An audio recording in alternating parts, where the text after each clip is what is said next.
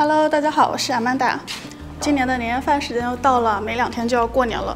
那今年比较特殊，因为我自己身边有很多朋友都说取消了回家或者是旅行的计划。那今年吃年夜饭的可能只有2、3个人，或者是5、6个人了。那我觉得像往年那样摆一桌子菜的话，其实蛮累的啊。今年我们可以少做一些菜，精简一下。但是如果你还是吃一些家常菜的话，我觉得可能没有过年的那个氛围感。那我会希望可以尽量用比较容易买到的食材，但是加上一些有一点心思的做法，让这个年夜饭桌可以更有节日的气氛。那现在呢，我有1碗已经泡好的鹰嘴豆，其他的步骤你从现在开始就可以了。但是这个鹰嘴豆是昨天就要泡好的，因为我们是明天吃年夜饭，所以今天这个鹰嘴豆一定要先做好。现在我手上有2个葡萄柚，先去洗一下。洗好了直接就可以切。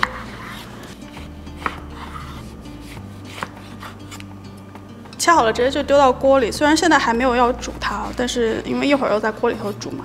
然后大家可能注意到我用的是白肉的葡萄柚，葡萄柚有红肉或者白肉2种嘛。我觉得用白肉的呢，它的苦味会稍微淡一点，但是我也不太建议大家用那种很大的文旦来做，因为我试过，觉得文旦会更苦一些。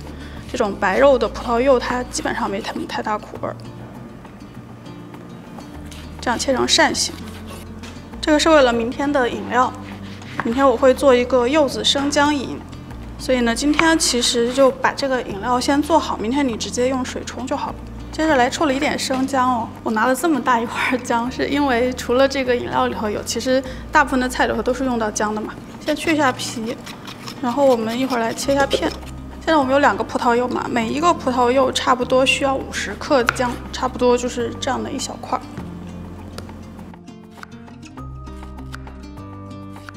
切好了，跟葡萄柚丢到一起。剩下的姜呢，会给别的菜用，先放到旁边待用。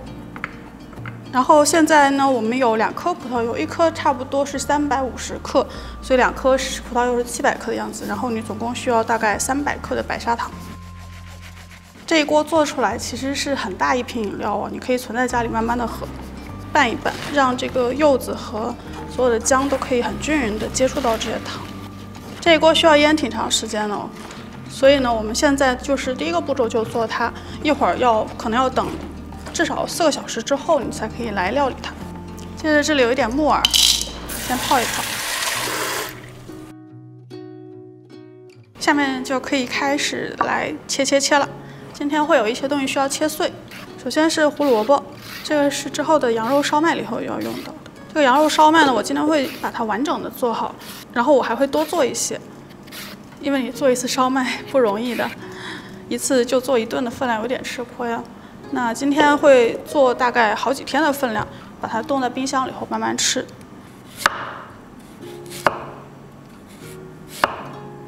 这根胡萝卜呢，我们需要用到1大半，就还剩一点点，怎么办呢？没关系，留起来啊，这个明天有一道菜还会需要用到它。胡萝卜细细切丁，大葱也一样细细切碎。大葱虽然是葱，但是其实它的葱白的部分吃起来是甜的，就做熟之后，它的辛辣的味道主要在葱绿里头。所以如果你需要大量的用到大葱的话呢，就主要用葱白。然后葱绿的部分呢，我们一会儿可以把它作为佐料去煮汤，或者是给肉去腥之类的。好，就这样都切碎就好了。接着再切点小葱，但留一点葱哦，这个之后也是煮汤的时候需要用完整的。刚才留了一点姜，现在给它磨成姜泥。该切的都切好了，现在来煮一点花椒水，因为花椒对于给肉去腥特别好用，就差不多以1大勺多一点点就好了。花椒煮完之后要冷却了再用，所以我们先煮会儿。让它凉一凉。接着这个羊肉，我用的是羊肩的部位哦，因为它肥瘦比较均匀。放在羊肉烧麦以后的羊肉别太瘦，大家注意选这个稍微有点脂肪的，或者你可以直接买到羊肉馅儿也行，但是我感觉羊肉馅儿不太好买，所以我就是买了整块的羊肉，一会儿我会用机器给它打一下，先切成块儿。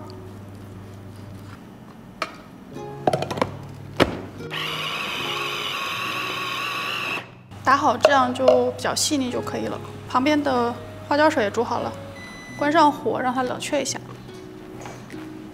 接着那个木耳，刚刚泡的，现在差不多可以切了。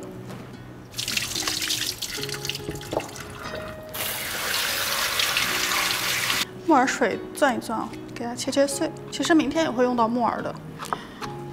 那为什么不今天一起泡掉呢？是因为之前大家如果有看过新闻的话，可能会看到木耳如果泡隔夜的话，它有一些安全隐患。其实如果你把它放到冰箱里头浸泡泡隔夜是没有问题的。但是呢，为了提醒大家就是要注意这一点，所以呢，我今天的木耳和明天的木耳会分别浸泡。下面给这个牛蹄筋汆一下水。这个牛蹄筋是明天的咖喱牛杂煲里都会用到的。那为什么今天处理呢？是因为大家知道蹄筋是一个非常难煮的东西。如果大家有高压锅的话，可能会比较简单。但是呢，我会选择今天先把它煮一遍，明天再煮一遍，这样就能完全煮烂。先放点葱姜，刚刚的这个大葱绿放进去就好了。因为牛蹄筋它腥味蛮重的，所以呢要处理好，先汆水去一下腥。下面这个鹰嘴豆啊，昨天已经泡得非常好了，所以它就体积很大，然后吸水都吸得很好。鹰嘴豆因为非常的结实，所以一定要泡隔夜。现在去把它水沥一下。牛蹄筋这样煮沸就好了，先捞出来。鹰嘴豆需要先煮一煮，然后呢，我想做五香味儿，所以我会用卤水来煮它。这一锅呢是我之前存下来的老卤水。就之前卤过一些牛肉啊或者其他的菜的，大家如果家里有老卤水是最好的，因为它味道会比较浓郁。但是没有的话没关系，你可以用新鲜的卤水。然后我会把配方放在这个地方。这个汆过水的牛蹄筋，我们先改一下刀，切成小块儿。牛蹄筋真的非常结实哦，大家切的时候注意安全。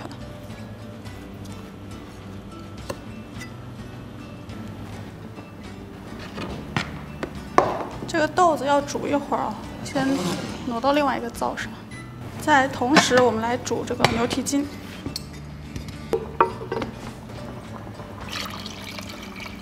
这里放2片姜。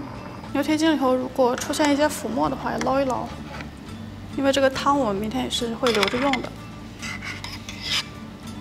现在让它小火炖着，然后我们可以来和羊肉馅了。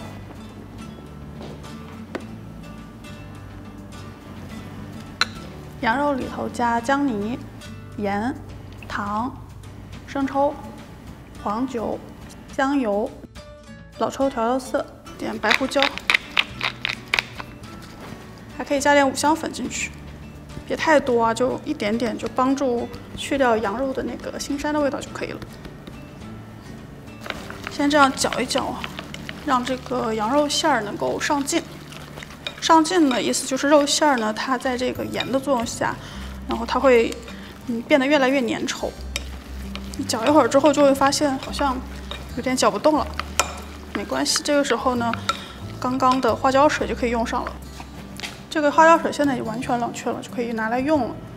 你一勺一勺的加进去，然后只要水不要花椒，加一点就开始搅，让这个羊肉能够完全的把这个水吃进去。然后再继续往里加，总共用到差不多要100毫升的花椒水。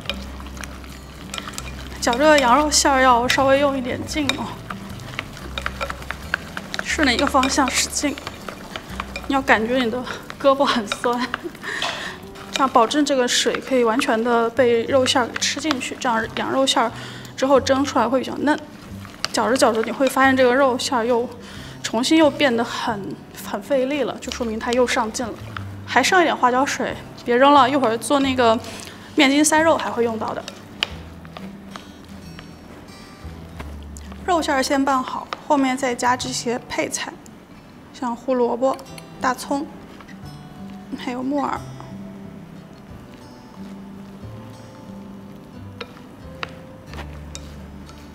这些就不需要再搅了，只要稍微拌匀就可以了。然后我们要放到冰箱去冷藏。这个馅儿的温度比较低之后，它会更好包一些。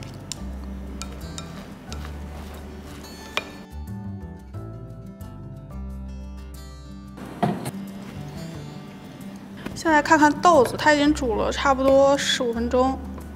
这个豆子不需要煮特别烂，你可以尝一口，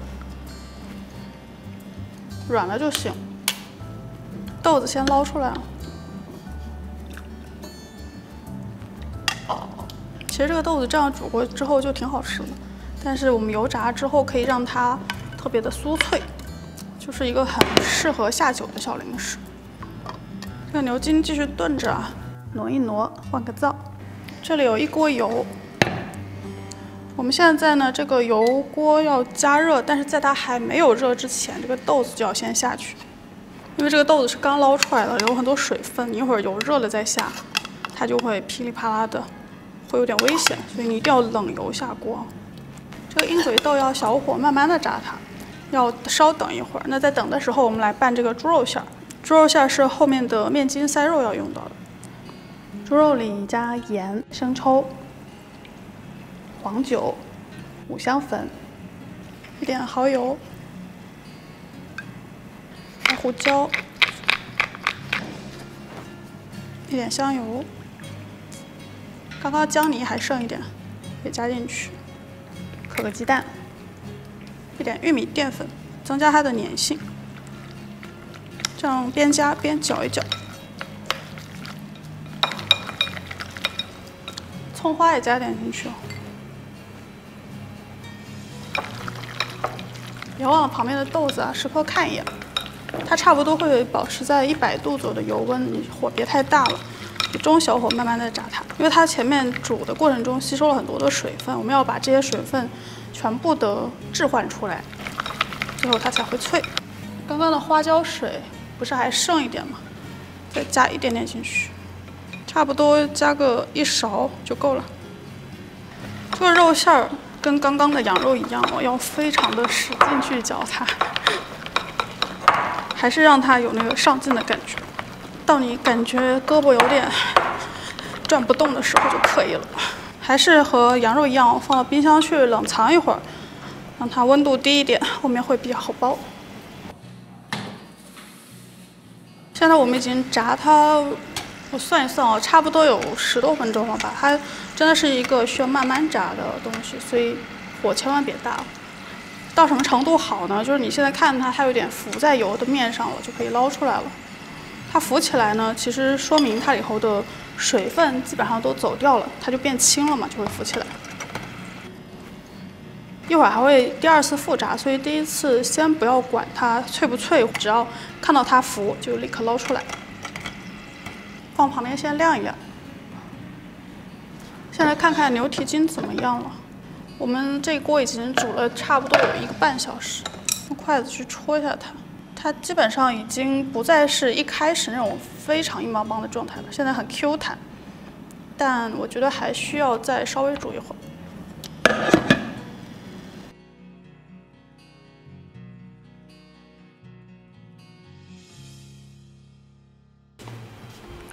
现在这个牛筋我又多炖了一会儿，我觉得应该可以了。捞出来检查一下。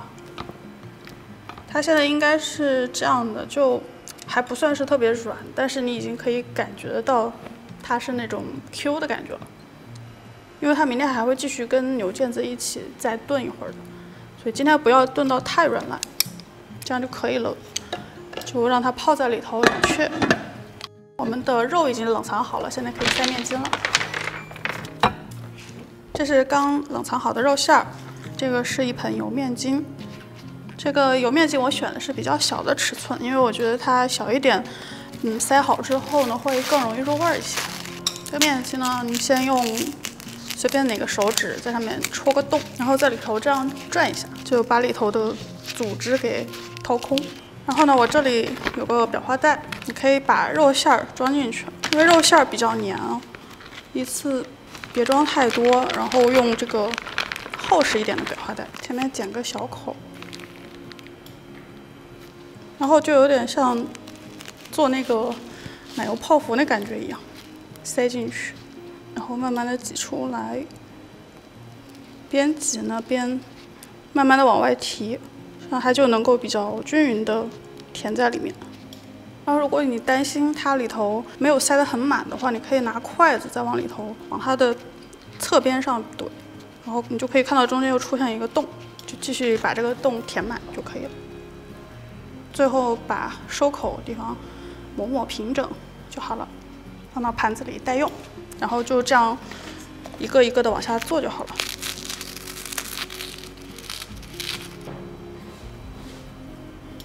都塞完了。这个油面筋呢，我做了这么大一盘啊，这个明天肯定吃不了这么多，但是我都喜欢一次多做一些。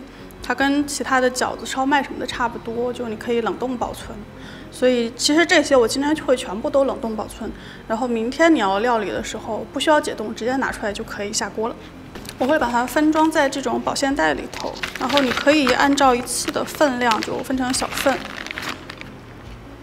其实油面筋塞肉它是一个挺传统的本帮菜吧，算是。一般的做法呢，会用它直接红烧之类的。虽然明天我会用它炖汤，但是其实我也会留出一些分量来红烧。动作轻哦，尽量不要挤压，它现在还挺脆弱的，不要压碎了，就拿去冷冻就好了。接着我们还要再炸一次刚刚的鹰嘴豆。其实刚刚鹰嘴豆刚刚炸好的时候它是脆的，但是等它凉了之后，它就会回潮，然后现在吃起来就是软的，它就不用那个脆的感觉了。所以复炸的目的呢，是为了让它再一次给它炸干，这样它就会脆。刚刚豆子起锅的时候，温度差不多是120度，所以我们现在还是120度油温，让它回锅。现在的豆子因为它的水分回去了，所以下锅还是会沉。那你第二次把它炸到浮起来，它就会完全脆了。第二次复炸比第一次快蛮多的，一会儿就好了，看到它飘就行了。捞出来，盘子里垫张纸吸吸油。现在等它彻底冷却之后，它就是那种酥脆的口感，它已经完成了。其实就是明天你直接端上桌就行了。或者你也可以放在罐子里头，就当个小零嘴来吃，也挺好的。现在可以来蒸这个小芋头了，这是明天的甜点要用的。这个甜点叫桂花糖芋糊，是一个在江浙沪地区很受欢迎的小甜点。那你要选择这种小小的芋奶啊，就是最好是上面带红芽的，它会特别的香糯。那为什么要今天来做明天的甜点呢？因为一会儿我们会有一个神奇的化学反应，让这个芋奶变成红红的颜色，但是它需要一点时间，所以我们今天先完成一半的步骤，明天再完成另外一半。现在就给它先蒸个10分钟左右，不需要完全熟，蒸到半熟就可以。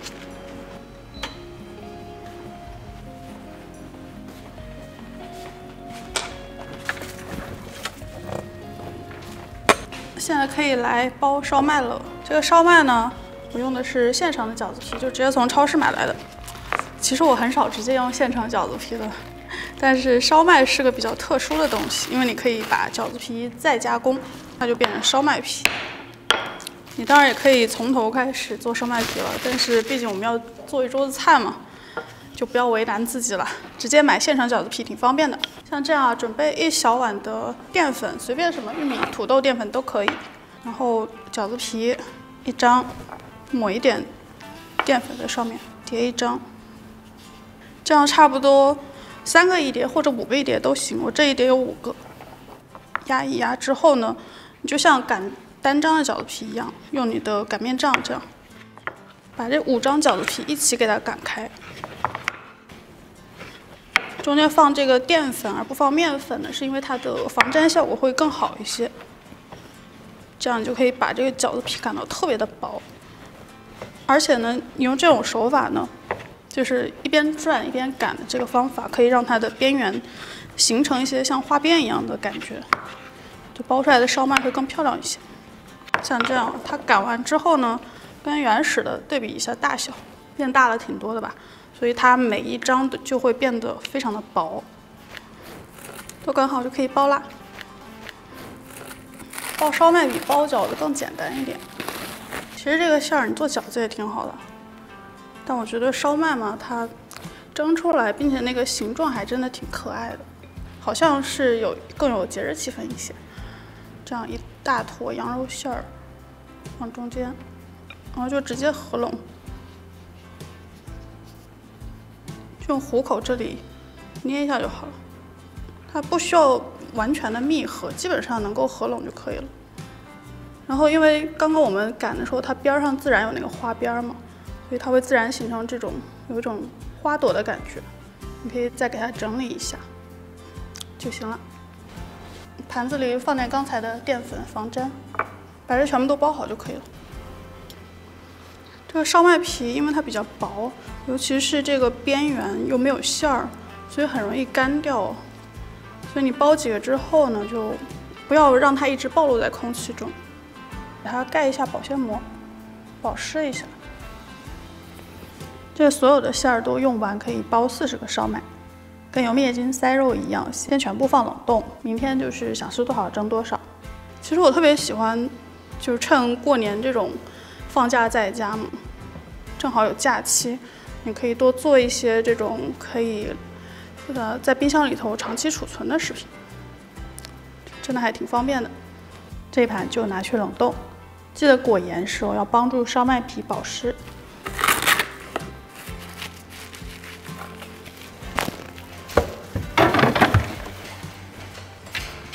现在看看这个牛蹄筋锅，它也差不多凉了，一起放到冰箱去冷藏。其实包完烧麦，今天的活就差不多了，剩下的还有刚刚芋头蒸了10多分钟，去拿出来。这个小芋奶刚刚虽然只蒸了10分钟，所以它现在差不多90%熟吧，皮是挺好剥的了。剥好了可以直接放在一会儿要煮它的锅里去。其实你可以检查一下，像这种有一些芋头它形状不太规则，你可以帮它修整一下，这样后面煮出来会更加漂亮一些。现在就可以来煮它了。加水可以没过芋头，再加冰糖，开火煮。然后这里刚刚我说的那个神奇的反应要发生了，我这里有一点小苏打，你加一点小苏打到水里头去，别太多，就这样2个指头捏上2、3撮就行。等它煮开，芋奶煮过后呢，会释放一些酚酞类物质。遇到碱性的小苏打就会变红。接着，刚刚这锅糖渍过的柚子还记得吧？它现在已经出了很多水了，我们就可以开始煮了。这锅开中大火让它煮，现在2锅都在煮着。趁这个时候呢，刚刚的鹰嘴豆已经完全冷却了，我给它密封保存。这样不仅你明天餐桌上可以有一个小冷菜，吃完年夜饭之后。看看春晚呐，打麻将啊，什么都可以拿它做零食。煮一会儿，你会发现它里头有挺多籽跑出来了，你可以稍微挑一挑。其实这种葡萄柚的籽它不是特别苦，但我只是觉得它放在饮料里头有点影响口感，所以就看见了就挑一挑。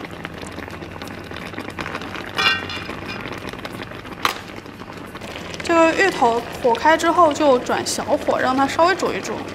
不需要太久，只要冰糖融化，然后你感觉芋头已经完全熟就可以了。表面有浮沫的话，稍微打一打，然后芋头就可以关火了，不需要一直煮它，它已经完全熟了。我们就让它泡在糖水里头。然后现在它还没有任何变化，不要心急啊，你等一等。最后几分钟蛮容易焦的啊，就注意看着火。到这样锅里头基本上已经完全没有汤汁了。然后糖浆都起很大的泡，你看到所有的葡萄柚都变得很透明的感觉，就立刻关火。蜂蜜加进去，拌匀。这其实就是做法比较简单的蜂蜜柚子茶，加了一点生姜的口味进去。趁它热的时候，赶紧装到一个密封容器里头装瓶，可以存起来，放到冰箱。可以保存很久，可以就这样放着慢慢喝。来看看这个芋奶，它开始降温了，然后它也开始发生变化了。我觉得它会有一点点微微的泛粉的感觉，但因为我的这个锅是粉色的，你们可能看不太出来。现在把它拿去冷藏隔夜，明天它这个颜色会更加明显。盖上盖子。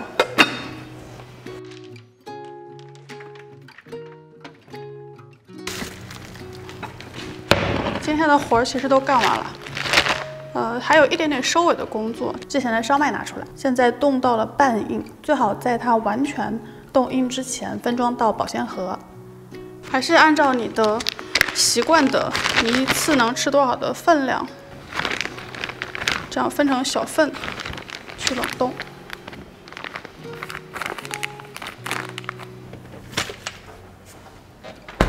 还剩了几个烧麦，我正好吃个宵夜。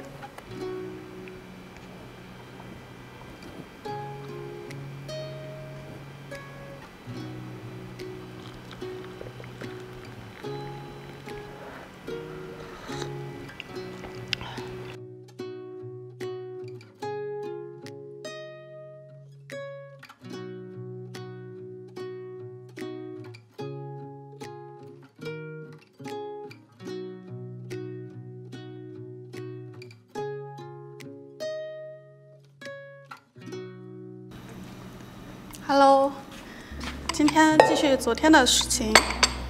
首先是把这些最花时间的食材都泡下水，这里有腐竹、干辣椒、糯米、香菇和木耳。下面来煎个蛋，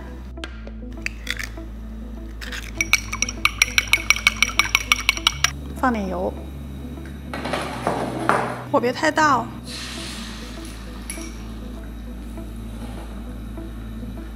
煎成一张整齐的蛋皮就可以了。一会儿我们会把它切成丝，鸡蛋放旁边晾凉。现在来切今天的各种配菜，首先是萝卜，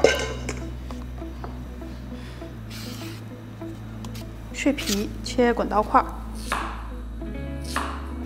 这俩萝卜一会儿一起下锅，但是胡萝卜熟得慢，白萝卜熟得快，所以你切的时候就注意胡萝卜小块一点。然后白萝卜要大块一点。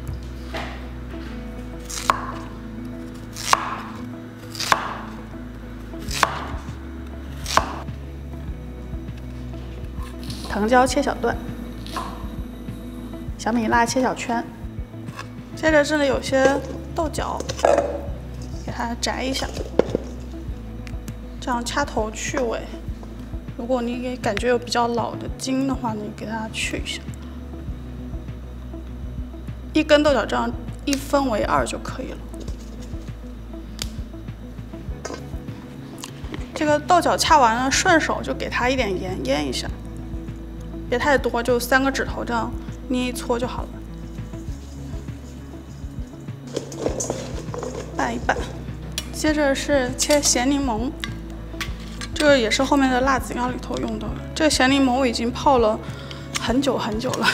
所以它现在是一个老柠檬。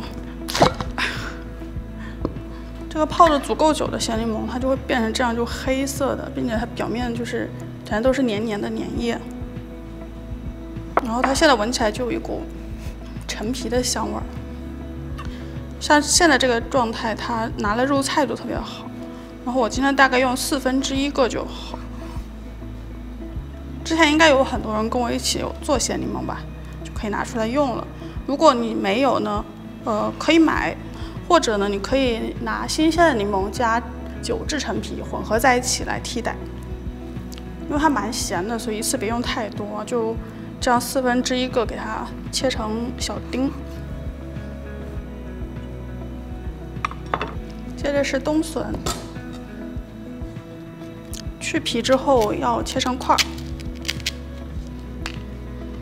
我感觉我每年年夜饭都会用到冬笋，因为它就是现在冬季很时令的食材，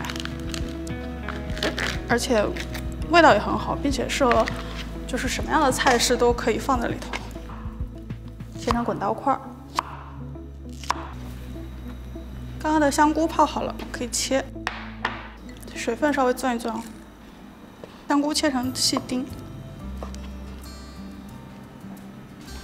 接着切各种肉类，这个是腊肠，还有一块金华火腿。腊肠切片后，再随便的切成细丁。然后是金华火腿，因为一会儿是吊汤用的，尽量选品质好一些的火腿。去皮之后切片。接着是这样一大盘肉哦，首先是这一块儿，它是一块五花咸肉，就是它侧面是这样一层一层的。这个肉呢，一会儿也是用来炖汤的，所以呢，我会选五花肉，就是它比后腿肉油脂丰富一些，炖出来的汤会比较香。切成厚的大块就好了。因为一会儿咸肉我用的量算蛮多的，我怕汤会过咸，所以给它泡下水。然后是牛腱子，给它切成比较大的块儿。接着鸭腿，这个也是一会儿辣子鸭要用到的。你可以用一整只鸭给它切块也行，但我觉得就是拿来炒鸭子身上最精华的部分是鸭腿，所以我就单买鸭腿，把骨头剔掉，就留下鸭腿肉。然后切小块儿，但别太小啊，因为后面我还会稍微炖煮一下。那你切太小呢，它的口感就不太好。就切这种就是不大不小的中等块吧。就刚刚的这个咸柠檬啊，从罐子里稍微倒一点汁出来，给它腌一下。我基本上是把它当盐在用的，所以大概1小勺不到就好了。还有一点蚝油。用手抓一下，包好，放到冰箱去冷藏腌制。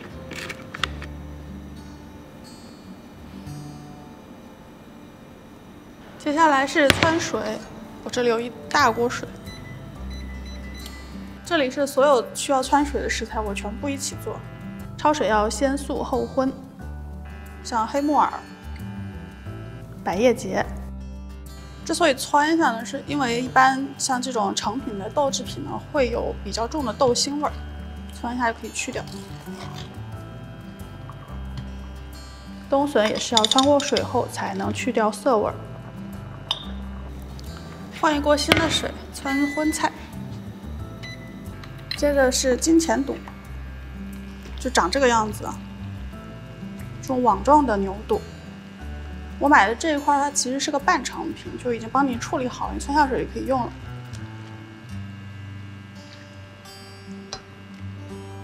这种金钱肚一般腥味蛮重的，所以加几片姜进去。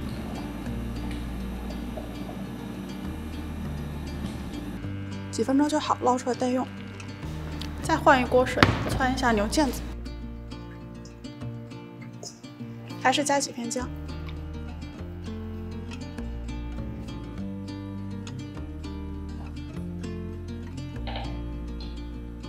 接着是切鸡蛋了，刚刚煎好的蛋皮，大家有注意到我换了个砧板吗？因为刚刚是所有的生食切完了，现在要切熟食，就是一会儿不烹饪直接入口的，所以大家切这两种东西的时候，生熟一定要分开，切成丝就好。汆过的木耳也切丝，昨天剩的小半截胡萝卜切丝，半根黄瓜切丝。接着还是葱姜蒜，这个就是今天最后需要准备的食材了。跟昨天一样，一部分切成姜片，一部分磨成姜蓉。接着是小葱，这小葱一部分呢打成葱节，还有一部分切成那种细细的小葱花。然后蒜头我已经全部都剥过皮了，一部分就完整，一部分压成那种蒜蓉。大葱切段，香菜一部分切寸段，一部分切碎。接着调个酱汁，这个是一会儿五彩拉皮会用到的，因为一会儿那个菜它不太需要料理，直接就能上桌了。我们先把酱调好，这有芝麻酱、生抽。先调一下，把芝麻酱给卸开，加点醋，点蚝油，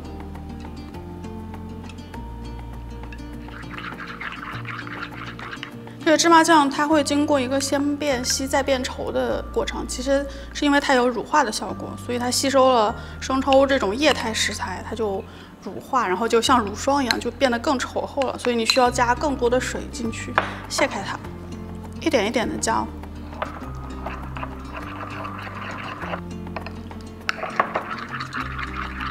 要调到这种比较有流动性的状态。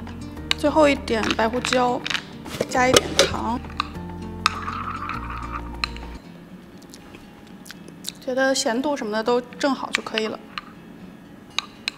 接着我们终于可以开火来炒制了。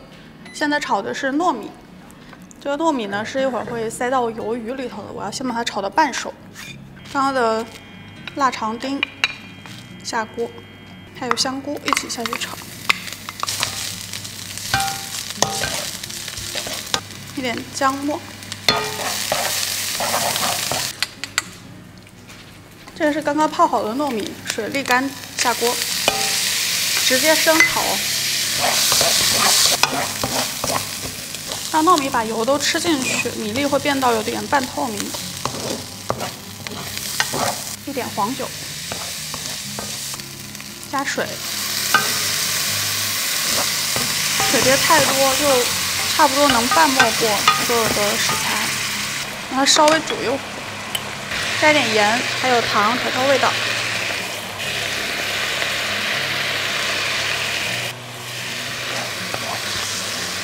你不需要把糯米完全做熟，就看到它把这个水分都吸收掉就可以了。现在差不多是6、7成熟的样子吧，撒一点点白胡椒，然后就先让它在锅里稍等一会儿，我们去处理一下鱿鱼。这个鱿鱼先把它的头跟身子分开，它的大部分内脏你可以一起拿出来。你可以看到这里有一个透明的硬质的骨头，然后把它往外抽出来。中间断掉的话，可以拿筷子掏一掏辅助一下。这就是它完整的一根骨骼。接着呢，鱿鱼的外面有一层这个红色的皮，这块皮是可以撕掉的，像这样。其实这皮可以吃，但是你把它撕掉之后呢，它就看起来会比较美观。然后它的嘴这里会有牙齿，这样往外拔掉，这个就是牙齿，这个不要吃哦。就是中间可以这样划开一刀。然后把眼睛给去掉，它的须须里头，这些是吸盘嘛？这吸盘里头其实都是有小骨头的，就用手这样给它从头到尾这样捋一遍，骨头基本上就出来了。鱿鱼处理好之后，就把糯米往里头塞，正好塞到鱿鱼这个空腔里头。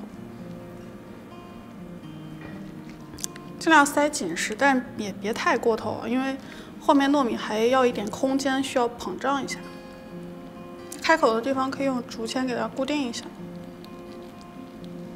多余的部分剪掉。接下来这鱿鱼可以煮了，但煮之前呢，最好再加个步骤啊，就给它身体上淋一点开水。这是因为它表面可能有些粘液，给它烫一烫，去掉一些，也顺便去腥。接下来再用卤水来煮它，放到锅里，还是之前的老卤水啊。差不多可以浸没大半的鱿鱼就可以了。像如果你是新鲜的卤水，你昨天煮完鹰嘴豆之后剩下的也可以用来煮鱿鱼，过滤一下就行。煮开之后呢，你要转小火炖煮，大概至少30分钟吧，或者到1个小时都可以。中间时不时的翻一下面，让它均匀的上色就可以了。盖上盖子让它煮着。然后我们另起一个锅，这锅准备来炒牛腱子，放点油，下姜片，牛腱子下锅去，先煎到上色。看你锅的面积的大小，这牛腱子不要一下子全下锅，你要让它有充分的空间接触到锅底，这样它才能够好好的上色。接着下咖喱粉，另外我还会再加一点姜黄粉，就让它的汤汁的颜色更浓一些。就是这个是咖喱粉，这个是姜黄粉，加进去。这2个粉都需要炒一炒，但是它俩特别容易炒糊，所以千万别太炒久了。一下锅闻到香味儿，就要立刻把昨天的牛蹄筋汤倒进去。牛蹄筋连着昨天的那个汤汁，整个加进去就好了。再加2段大葱进去，一起煮开。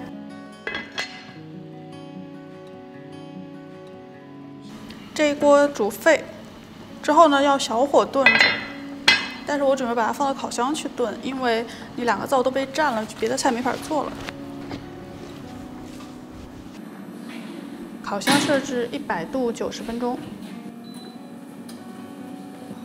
现在就可以在这个灶头上炒一下鸭子，这是刚刚腌过的，我拿出来了。起一个油锅，加油，爆一下姜片，鸭肉下锅炒。尽量多炒一会儿啊，把这个鸭皮里头的油给煸出来，要看到表面都是这种焦焦的颜色。其实你现在就可以闻到一点咸柠檬的香气了，因为鸭子它算是一个带一些腥膻的肉类，所以它很需要像柠檬这种柑橘类的香气去帮助提香。下一个八角炒炒香。干辣椒，记得我们刚刚有泡一些干辣椒吗？那个是一会儿再用的。现在我放的是没有泡过的干辣椒。黄酒，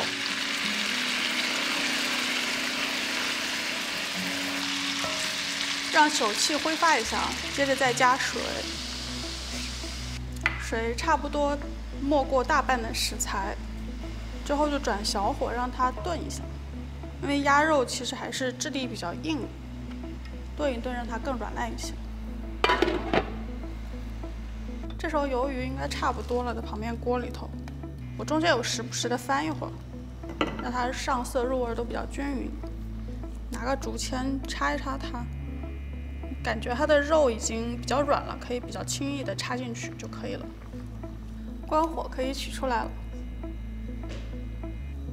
它现在已经熟了，但是我们后续还会再给它加工一下，会切它，所以你现在要让它冷却一点，它会比较好切。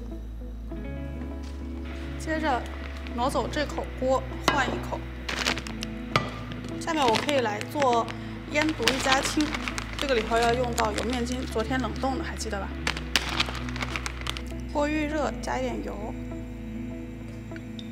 昨天那个油面筋呢，每一个它都有一个收口的地方。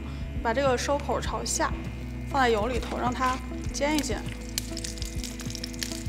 这样它就会定型，肉不会从里头露出来。接着加热水进去，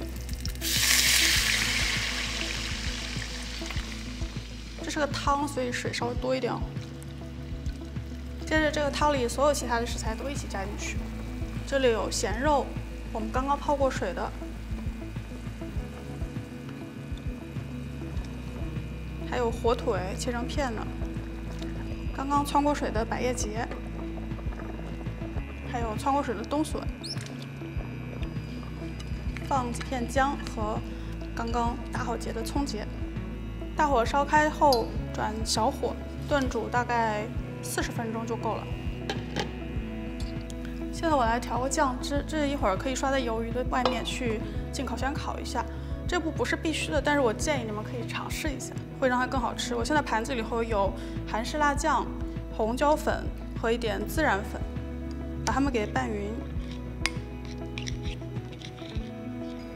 加点蜂蜜。刚刚煮过鱿鱼的卤水加一点进去，调一下酱的浓稠度。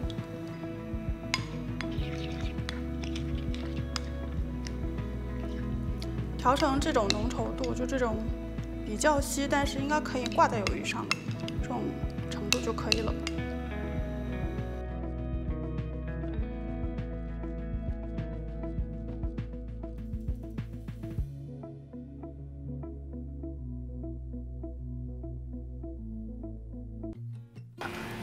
现在来看看鸭子，我觉得它应该已经好了，你可以试一下肉软不软，差不多了。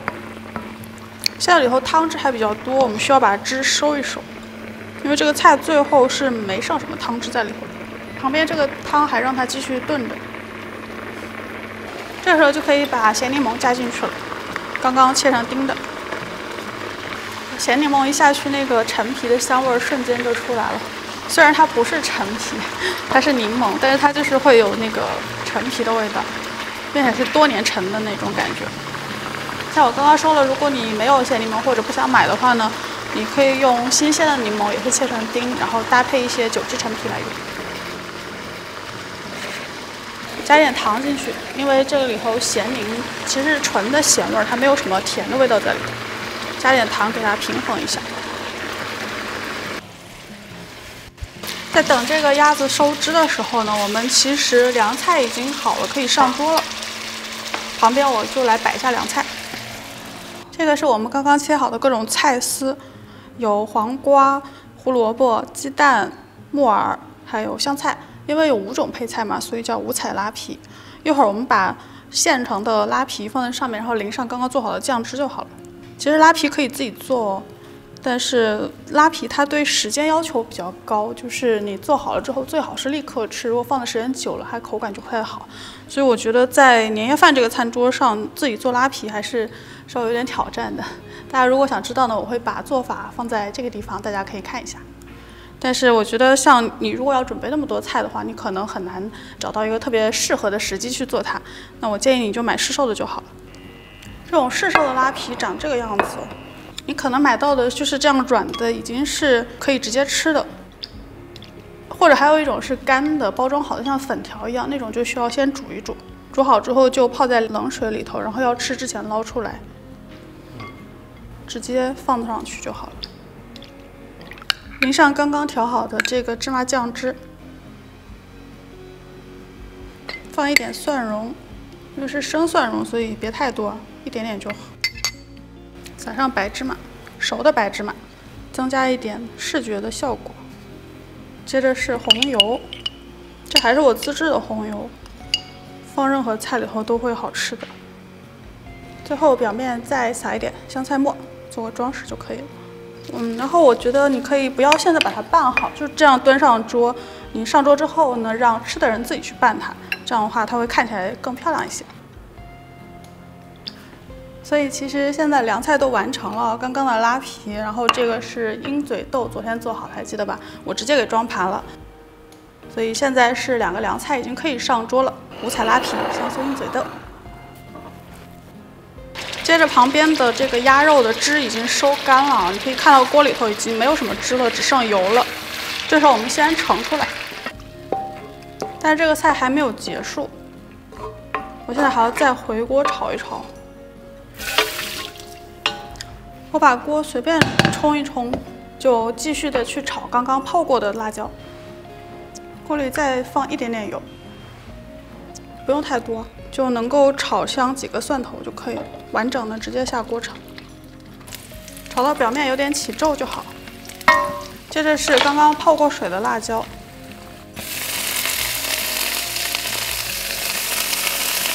我为啥要把干辣椒泡水呢？是因为你直接下锅炒的话，它一会儿就炒糊了，就你来不及把它的香味给萃取出来。所以我加一点水让它软，这样你可以中小火慢慢炒一会儿，把它那个辣椒的香味完全释放出来。所以现在的辣椒是提供香味儿，但是因为它还是时间不长，辣味并不来自于它。刚刚的这个鸭肉里头有煮过的辣椒，它会释放辣味儿，这样你就香味儿和辣味儿都有了。接着呢，还有糖椒，刚刚切成小段下去炒，还有小米辣，放一点点。所以现在大家知道这道菜为什么叫辣子鸭了吗？因为它有3种辣椒，然后4种不同的辣味在里头。那闻到杭椒的香味之后，就鸭子回锅。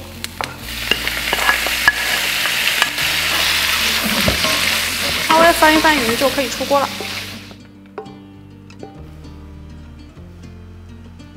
那今天的第一个热菜咸宁辣子鸭就可以上桌了。接着我去看一下烤箱。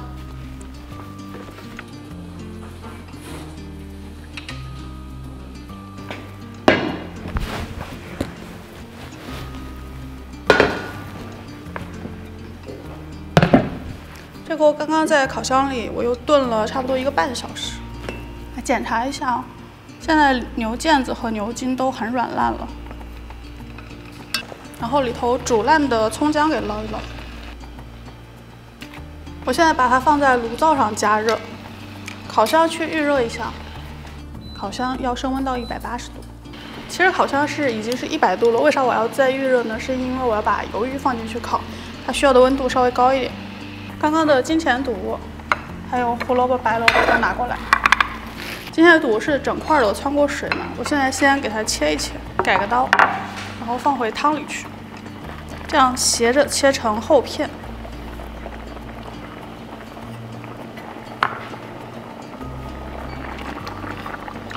白萝卜跟胡萝卜也都下锅，一起煮。另外呢，现在锅里头应该咸味不太够，我们再加点盐。煮开之后转小火，让它继续炖着。接着我们可以来切鱿鱼了。它现在已经比较凉了，应该会更好切一些。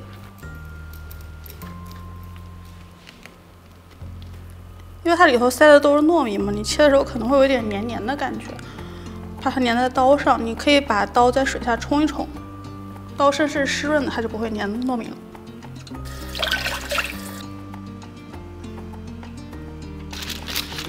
鱿鱼切好后呢，我准备了一个烤盘，上面用铝箔纸做了一个这样小小的，算是模具吧，把它固定在里头，尽量不要破坏它的形状哦。鱿鱼须别忘了，也放上来。然后我们刚刚调好的这个酱汁，拿个小刷子给它抹上去。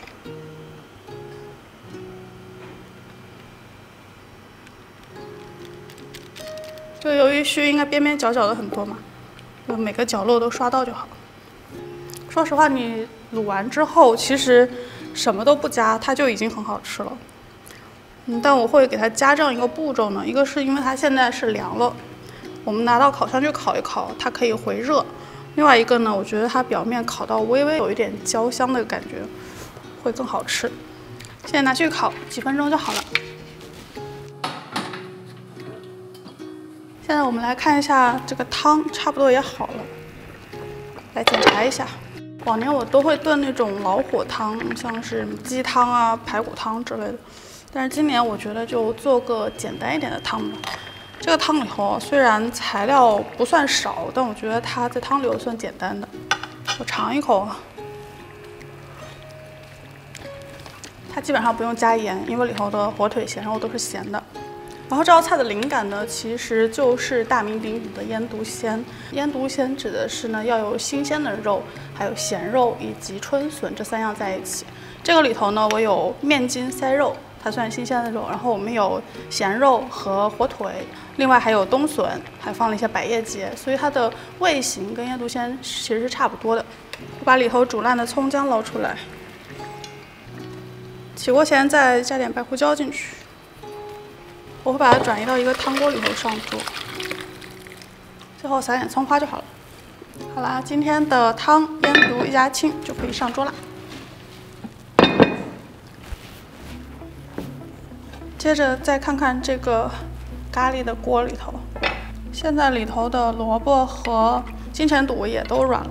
我们最后的食材加进去，刚刚泡水的腐竹，因为腐竹下锅其实煮不了多久，所以最后加进去煮几分钟就好。还有我会放几个炸鱼蛋进去，因为这些都是熟的，它也煮不了多久，最后放进去一起煮煮就好了。现在可以来做豆角了，这个就是今天的素材。我这有个微波炉自带的平盘子，你把豆角放进去，尽量给它铺平成一层，然后我们放到微波炉里头去转一转。因为今天做的是干煸豆角，那传统的做法是要用油来炸，但是我觉得过年期间大家大鱼大肉都吃挺多的，对吧？还是稍微健康一点吧。所以我今天用微波炉先给它转一转。之后呢，再下锅去干煸，就不用油炸了。好，先拿去转个2分钟。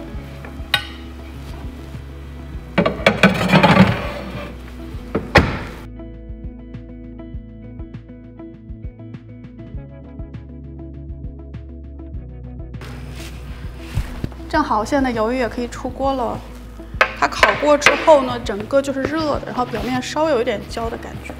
把它转移到盘子里，小心一点哦。我会用一个蛋糕的抹刀帮助保持它的形状。上桌前我会最后再给它刷一点点酱，让它表面有点光泽。好了，这个就是今年的年年有余，因为它叫年年鱿鱼。上桌了。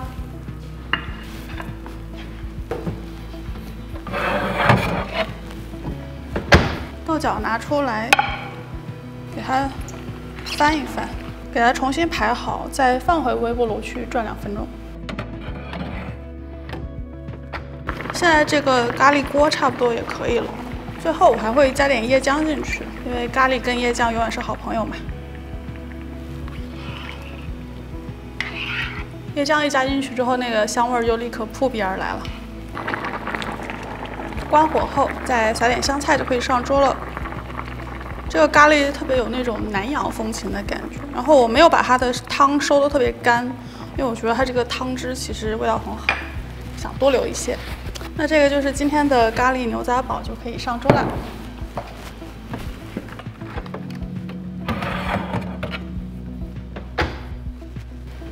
现在豆角已经有点蔫了，因为它在微波炉里头会失掉水分，我们给它重新排列一下，再翻一翻。我觉得再转一次应该就可以了。接着呢是今天的甜点，昨天煮的芋头还记得吧？看看它现在变成什么颜色了。芋头现在整个汤已经变成红色的了，那芋头本人呢就被染成了这种有一点粉紫色的这种感觉，还挺可爱的。我们给它重新煮沸。现在这个豆角表面已经皱皱的了，就它的水分已经失去挺多的了。现在我们就可以下锅来炒它。锅里下点油，豆角下去，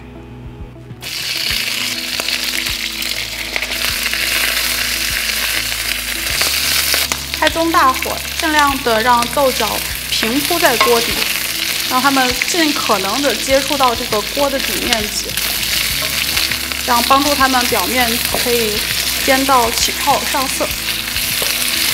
再加点盐，一点糖，一点蒜蓉，花椒面。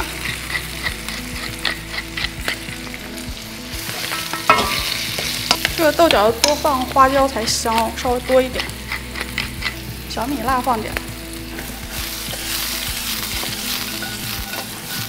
一点生抽，可以出锅了。好了，这个就是今天的素菜干煸豆角，好了，可以上桌。接着是糖芋苗的最后步骤，我刚刚不是把它重新煮开了吗？最后呢，就是要给它勾个芡。我这有藕粉，加一点冷水进去调一调，其实很像你在炒菜的时候勾芡一样。调好之后，这样慢慢的加进去，边加边搅。不要一下全倒进去哦，会一不小心弄得过于粘稠。就到这种粘稠度就差不多了。关火，撒一点干桂花进去。这个是今天的甜点，桂花藕粉糖芋苗可以上桌了。接着是今天的点心，昨天的烧麦还记得吧？然后我昨天是放冷冻的，所以它是硬的，但你不需要解冻，直接蒸就好了。蒸个15分钟就可以了。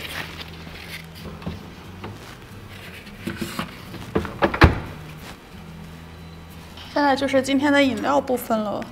昨天做好的柚子生姜饮，因为现在冬天，所以我想给它做成热的。其实你冲成冷的、冰的都挺好的。其实这闻起来现在就是柚子和生姜的香味儿。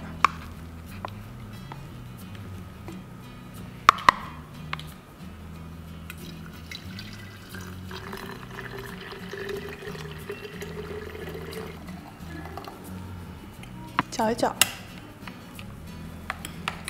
这样一大壶应该够一桌人喝了。今天的饮料柚子生姜热饮可以上桌了。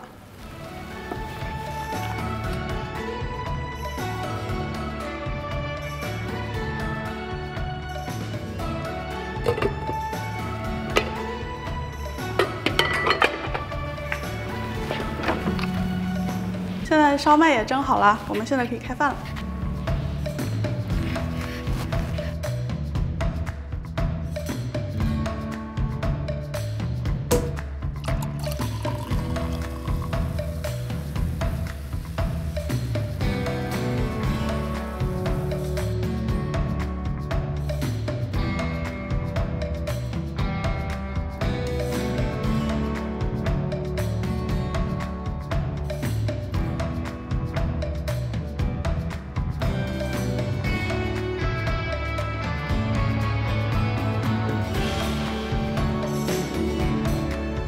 因为今年确实比较人少，所以我们的年夜饭没有去年那么多，但还是希望给大家的年饭桌就尽可能的增加一点过年的气氛。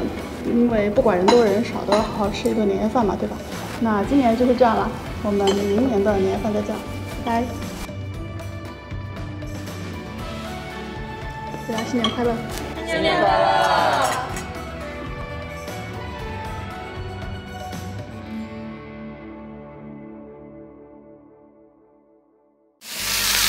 我为啥要把辣椒泡水呢？是因为干辣椒直接下锅炒，没一会儿它就炒糊了。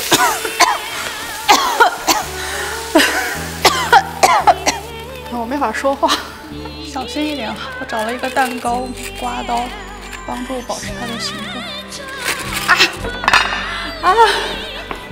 那这个就是今天的咖喱牛鱼。好了，这个就是今天的蔬菜。蔬菜是什么？我刚说啥我忘了。接下来，